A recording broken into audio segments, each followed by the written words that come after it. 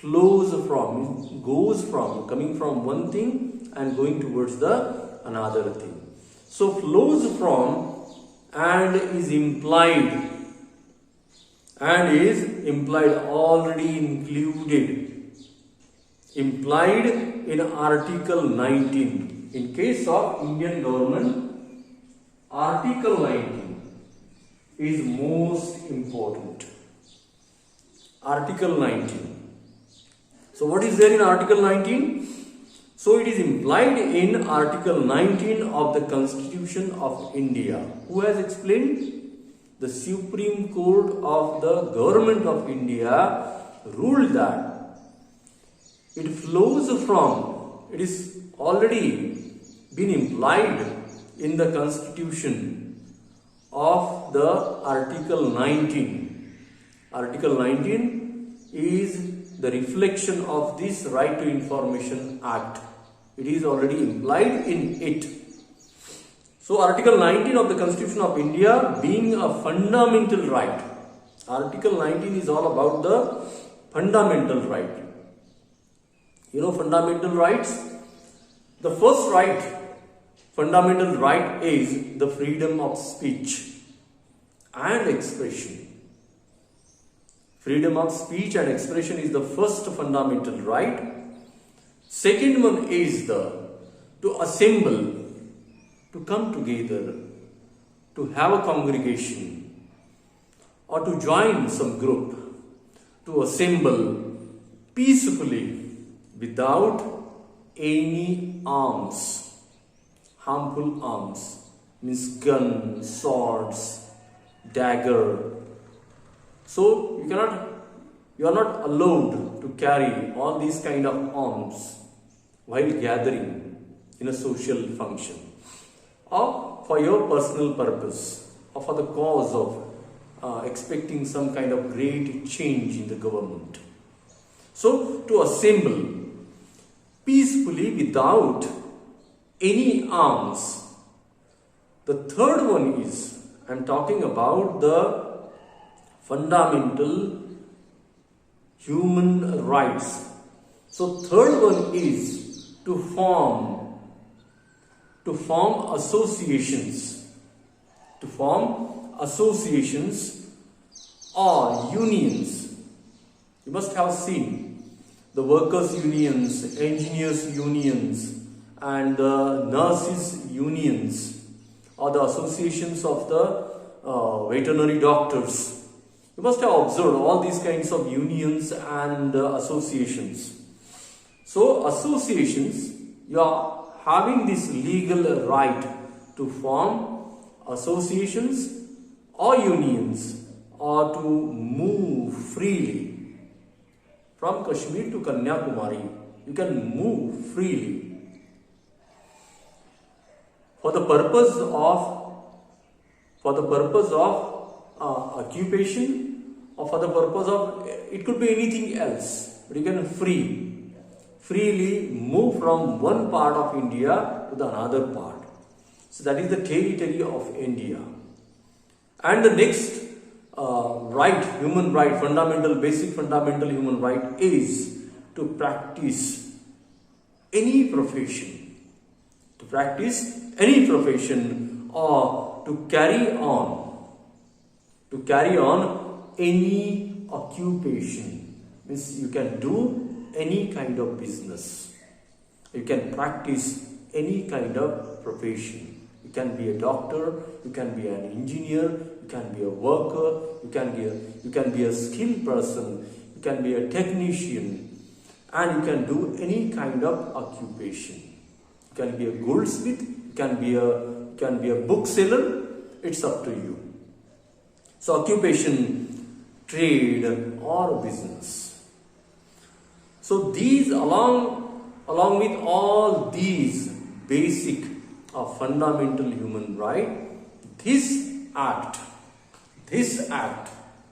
the Right to Information Act of 2005 is also equally as important as all these fundamental rights of the human in the country like India. So, right to information flows. It comes from, it is already inbuilt, implied in the Article 19 of the Constitution of India, being a fundamental right, freedom of speech and expression, and that disclosure of information as regards to disclose. So what? Disclosure of information as regards the functioning. How? The functioning of the government. Government must be rule and secrecy in exception. Means in some cases government is not abide. Means government is not accountable, responsible to provide everything to you.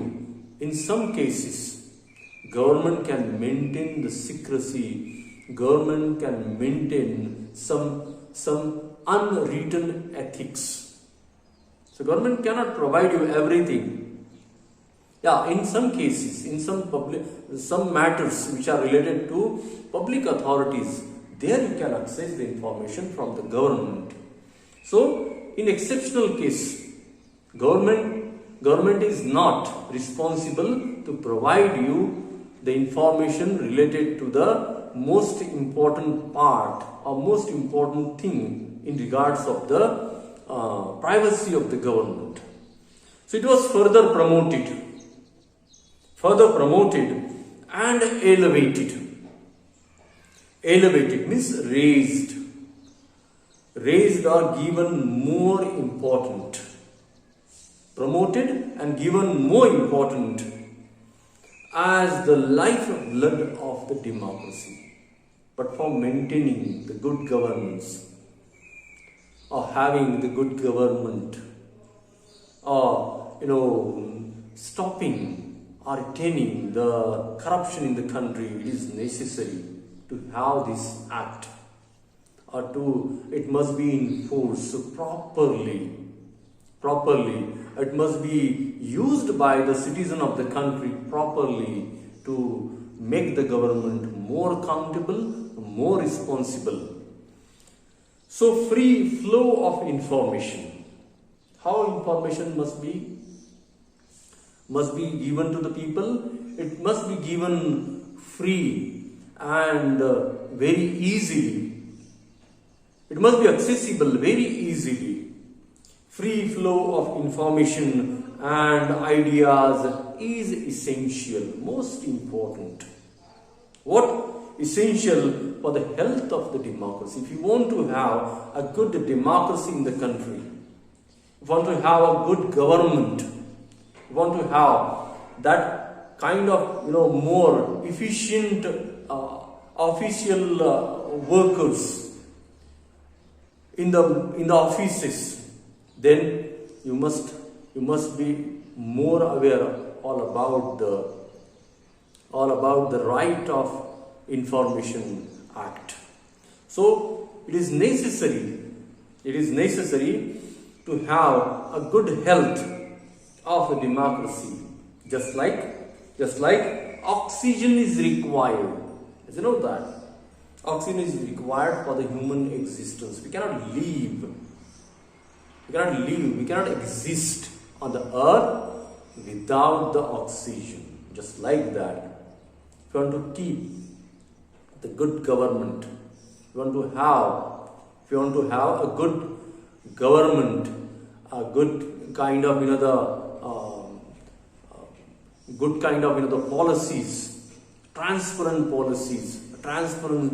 works, transparency in all kind of activities, then it works like that oxygen. Right to Information Act works like that oxygen. It provides the good health to the government.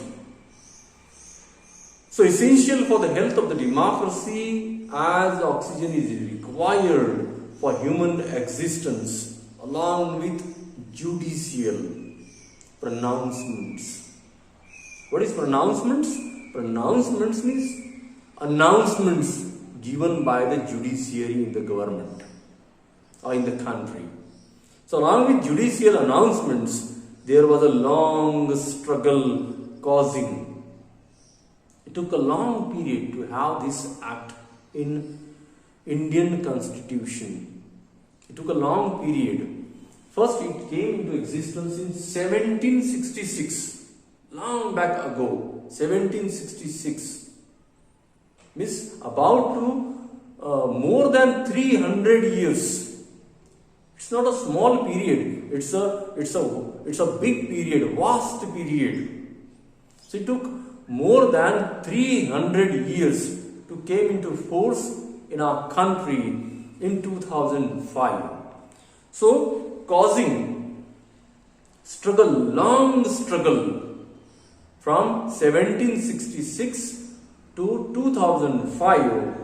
So long struggle causing the Right to Information Act to get legalized. As I already mentioned, you cannot get any kind of law directly. You have to legalize it in the parliaments. You have to legalize it in a proper way. It must be supported by all the members of the parliament. Then you can get a legal kind of law which you could properly enforce in the concerned area with the help of the administrative authorities. So it was a long gap between the 1766 to 2005. The Right to Information campaign in India. You know, how does it get in existence in India? One campaign was responsible behind the formation of this Right to Information Act in India. The Right to Information campaign means crusade or an activity run. It was an activity run by a specific group of the people or a mob runs in order to make something happen. So it was a struggle. It was an activity run by a specific people who were having a common intention in regards of to access an information from the government. Let's see what is this. What is it? I'm talking about the national history. National history behind the formation of this, of having this Right to Information Act of 2005 and getting it legalized in 2005 in the form of a law. So one campaign was responsible. Let's see what is it. So Mazdoor Kisan Shakti Sangathan. Mazdoor Kisan Shakti Sangathan. Here I have written campaign Mazdoor Kisan Shakti Sangathan, that is MKSS. MKSS was the responsible group of the Kisans, farmers group, peasants group, who ran a campaign. Who ran a campaign in the country. So, it was a moment to bring about the transparency. As I have already mentioned, the two most important basic things of this Right to Information Act. The first is transparency and the second is accountability. I already mentioned the transparency and the accountability. So this campaign was run by the Mazdoor Kisan Shakti Sangathan movement to bring about the transparency. transparency, clarity in village accounts. Village account via the demand of minimum wages. Minimum wages. Wages in rural India. As you know that our Indian government is running number of the activities to provide the works to the unskilled people in India. Unskilled people in India. So it was the demand, the transparency of village accounts via the demand for minimum wages in rural India, in villages. So ghost entries, this word is most important and really the different one, the ghost entries. Ghost means the spirit, ghost. Ghost entries in muster. Muster means where you are taking the signature of the worker who is daily coming to your job, and before joining or before doing the job, he is putting his signature in one register. That register is called as a muster. So there were the fake names. Fake names. That fake name is called as the ghost entries. Ghost entries in muster rolls were a sign of rampant corruptions. During those days, while performing all these activities for the cause of providing the jobs to the unskilled people, it might be a work of the road, work of the trenches, and the work of work of dams, work of roads. So it was the rampant corruption. In those days, people came to know that the muster's entry is not a legal kind of entries. All those entries are not the legal entries. There are some ghost entries. So what happened then? So which prompted? So people came together.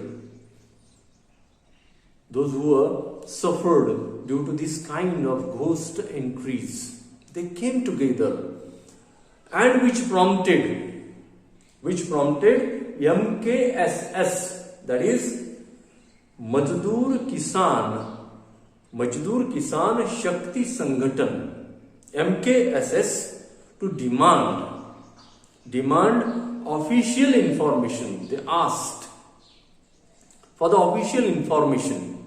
How many people are there actually working on the field, and how many people are getting their remuneration regularly.